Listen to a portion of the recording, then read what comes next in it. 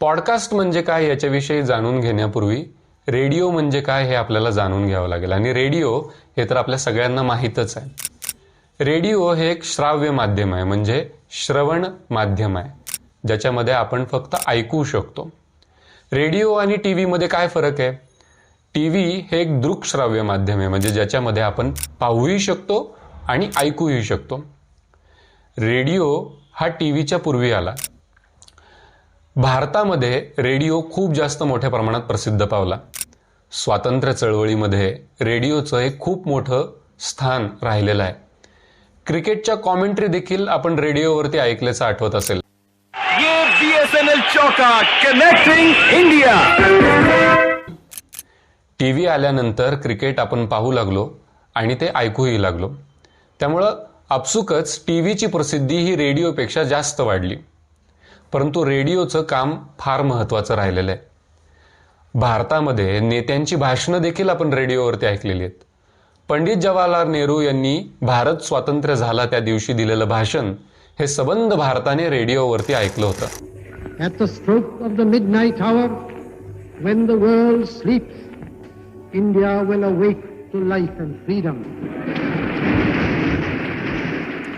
Radio या माध्यमाची संहिता ही तयार असते.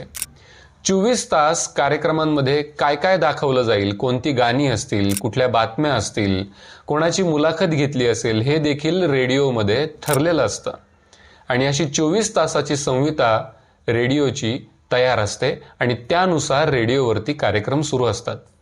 रेडिओवरती वेगवेगळे कार्यक्रम असतात. वेगवेगळे चॅनल्स देखील रेडिओवरती आपल्याला पाहायला मिळतात, ऐकायला मिळतात. आज रेडिओ तितकाच मोठ्या प्रमाणात ऐकला जातो. ते प्रवासामध्ये, एखाद्या कामाच्या ठिकाणी किंवा रात्री. रेडिओ हा भारतीय जीवनाचा एक अविभाज्य घटक होऊनच गेलेला आहे. पु ल देशपांडे यांनी एका भाषणामध्ये असं म्हटलं होतं की आकाशामध्ये जर का काय असेल तर ते चंद्र आहेत, सूर्य आहेत आणि रेडिओमधून इकडून तिकडे जाणारा लताचा आवाज आहे. लता दिदींची गाणी देखील आपण रेडिओवरती ऐकलेली आहेत.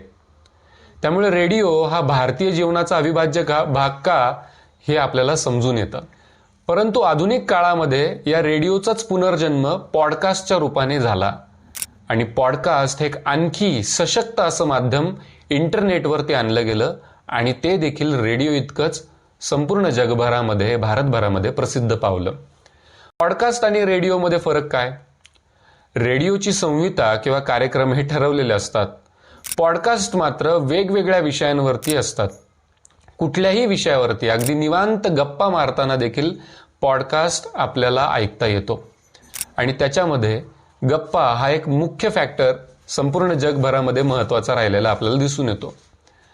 वेगवेगळे पॉडकास्ट जगभरामध्ये आज गाजत आहेत. वेगवेगळे पॉडकास्ट ॲप पण जगभरामध्ये आपल्याला पाहायला मिळतात. प्ले स्टोअरवरती स्पॉटिफाय नावाचा पॉडकास्ट ॲप आहे. अँकर नावाचा पॉडकास्ट ॲप आहे.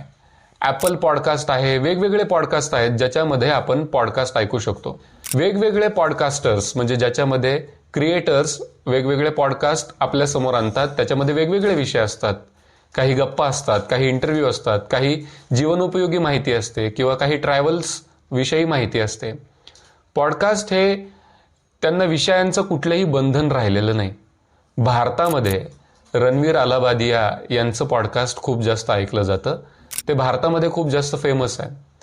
त्याच्यामध्ये वेगवेगळ्या लोकांना हे रणवीर बोलावतात, त्यांच्याशी गप्पा मारतात, ते विषय जाणून घेतात आणि वेगवेगळ्या क्षेत्रातल्या लोकांकडून वेगवेगळ्या क्षेत्रातली माहिती ही श्रोत्यांपर्यंत पोहोचवतात. तो पॉडकास्ट भारतभरामध्ये खूप जास्त फेमस आहे.